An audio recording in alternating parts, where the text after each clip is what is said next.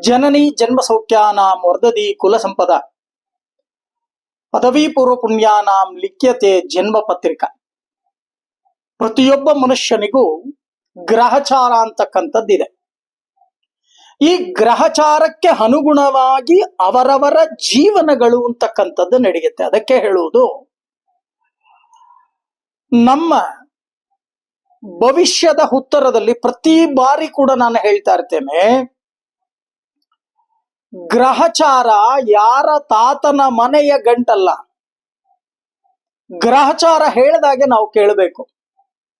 ಗ್ರಹಚಾರದಲ್ಲಿ ಒಳ್ಳೆಯ ಫಲಗಳು ಬಂದಾಗ ಸುಖ ಸಂತೋಷ ಅಂತಕ್ಕಂಥದ್ದು ಅಧಿಕವಾಗತ್ತೆ ಮನುಷ್ಯನಿಗೆ. ಅದೇ ಗ್ರಹಚಾರದಲ್ಲಿ ಅಶುಭ ಫಲಗಳು ಅಂತಕ್ಕಂಥದ್ದು ಬಂದಾಗ ಕಷ್ಟಗಳು, ಕಾರ್ಪಣ್ಯಗಳು, ನೋವುಗಳು, ದುಃಖಗಳು ಇವೆಲ್ಲವೂ ಕೂಡ ಅಧಿಕವಾಗತ್ತೆ. ಆಗ ಮನಸ್ಸಿಗೆ ಸಂಕಟಗಳನ್ನ ಮಾಡ್ಕೋತೀರ.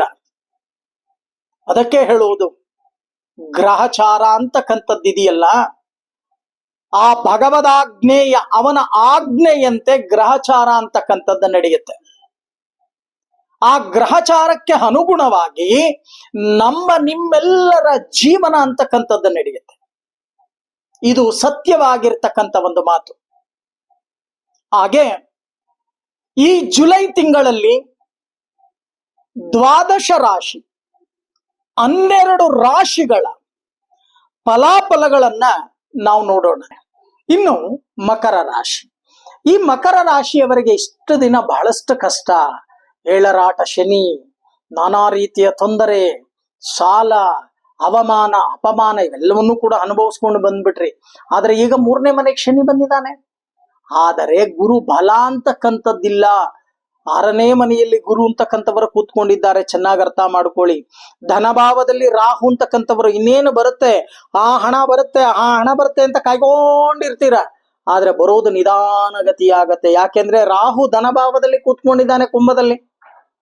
ನಿಮ್ಮ ಜಾತಕವನ್ನ ನೀವು ನೋಡ್ಕೊಳ್ಳಿ. ನಿಮಗೇನಾದರೂ ರಾಹು ದಶೆ ಏನಾದರೂ ನಡೀತಾ ಇದ್ದರೆ ನೀವು ಅಂದುಕೊಂಡಂತ ಕೆಲಸ ಕಾರ್ಯದಲ್ಲಿ ಪ್ರಮಾಣದಲ್ಲಿ 100ಕ್ಕೆ 60 ಭಾಗ ಮಾತ್ರ ಕೆಲಸ ಕಾರ್ಯಗಳು ಅಂತಕ್ಕಂಥದ್ದು ಅನುಕೂಲಗಳಾಗತ್ತೆ. ಅಂದ್ರೆ ಉದಾಹರಣೆಗೆ ನಾವು ಹೇಳ್ಬೇಕು ಅಂದ್ರೆ 100 ರೂಪಾಯಿ ಯಾರೋ ಕೊಡ್ತೀನಿ ಅಂತ ಹೇಳಿರ್ತಾರೆ, ನಿಮಗೆ 60 ರೂಪಾಯಿ ಅಷ್ಟೇ ನಿಮ್ ಕೈ ಸೇರುತ್ತೆ. ಇನ್ನ 40 ರೂಪಾಯಿ ಮಧ್ಯವರ್ತಿಗಳ ಪಾಲಾಗತ್ತೆ. ಜ್ಞಾಪಕ ಇರಲಿ, ಇದನ್ನ ಚೆನ್ನಾಗಿ ಅರ್ಥ ಮಾಡ್ಕೊಳ್ಳಿ. ಯಾಕೆ ಅಂತ ಅಂದ್ರೆ, ಪ್ರತಿಯೊಬ್ಬರು ಈ ಕಾಲದಲ್ಲಿ ವಿದ್ಯಾವಂತರಿದ್ದೀರಾ, ಅಕ್ಷರಸ್ಥರಿದ್ದೀರಾ, ಅನಕ್ಷರಸ್ಥರು ಯಾರೂ ಕೂಡ ಇಲ್ಲ. ಚೆನ್ನಾಗಿ ಅರ್ಥ ಮಾಡ್ಕೊಳ್ಳಿ. ಲೋಕಜ್ಞಾನ ಅಂತಕ್ಕಂಥದ್ದು ಅಧಿಕವಾಗಿದೆ. ಯಾಕೆಂದ್ರೆ ನಿಮಗೆ ರಾಷ್ಟ್ರಾಧಿಪತಿ ಶನಿ ಬುದ್ಧಿಶಕ್ತಿಯನ್ನ ಚೆನ್ನಾಗಿ ಕೊಟ್ಟಿದ್ದಾನೆ. ನ್ಯಾಯಕಾರಕ, ಕರ್ಮಕಾರಕ ಶನಿ ಒಳ್ಳೆಯ ಬುದ್ಧಿಯನ್ನ ಕಲಿಸಿದ್ದಾನೆ ನಿಮಗೆ. ಆ ಬುದ್ಧಿಯನ್ನ ಸದುಪಯೋಗವನ್ನ ಪಡಿಸ್ಕೊಳ್ತಕ್ಕಂತಹ ಕೆಲಸವನ್ನ ಮಾಡಿ. ನಂಬಿಕೆ ದ್ರೋಹಕ್ಕೆ ಒಳಗಾಗ್ತಕ್ಕಂತ ಕೆಲಸವನ್ನ ಮಾಡಬೇಡಿ.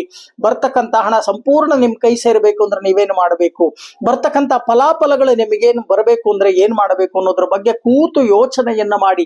ಆಲಸ್ಯವನ್ನ ಬಿಡಿ. ಮತ್ತೊಮ್ಮೆ ನಾನು ಎಚ್ಚರಿಕೆಯಿಂದ ಹೇಳ್ತಾ ಇದ್ದೀನಿ, ಮಕರ ರಾಶಿಯವರಿಗೆ ಕೋಪ ಮಾಡ್ಕೋಬೇಡಿ. ಕೋಪ ಮಾಡಿಕೊಂಡಷ್ಟು ನಿಮಗೆ ಬರ್ತಕ್ಕಂತ ಫಲಾಫಲಗಳು ಕಮ್ಮಿ ಆಗತ್ತೆ. ಚೆನ್ನಾಗಿ ಅರ್ಥ ಮಾಡ್ಕೊಳ್ಳಿ. ಶಾಂತ ರೀತಿಯಿಂದ ವರ್ತಿಸ್ತಕ್ಕಂತ ಕೆಲಸವನ್ನ ಮಾಡಿ. ಈ ಮಾಸದಲ್ಲಿ ಕೋಪ ಅಂತಕ್ಕಂಥದ್ದು ಅಧಿಕವಾಗಿ ಬರುತ್ತೆ.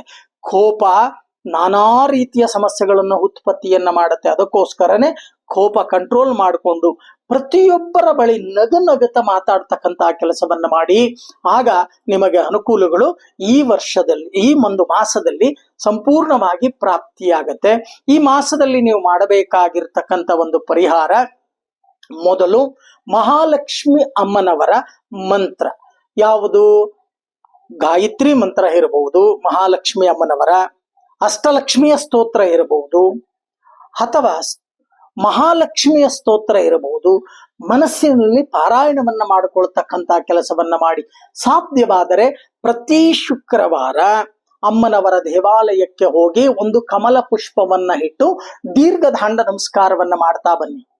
ಆಗ ನೋಡಿ ನಿಮಗೆ ಬರ್ತಕ್ಕಂತ ಫಲಾಫಲಗಳು ಹೇಗೆ ಬರುತ್ತೆ ಅಂತಕ್ಕಂಥದ್ದನ್ನ ನೀವೇ ಯೋಚನೆಯನ್ನ ಮಾಡಿ ನನಗೆ ಕರೆ ಮಾಡ್ತೀರಾ. ಮಹಾಲಕ್ಷ್ಮಿ ಅಮ್ಮನವರ ಸಂಪೂರ್ಣ ಒಂದು ಅನುಗ್ರಹ ಈ ಒಂದು ಮಾಸದಲ್ಲಿ ನಿಮಗೆ ಲಭ್ಯವಾಗತ್ತೆ, ಉಪಯೋಗವನ್ನ ಮಾಡಿಕೊಳ್ಳಿ.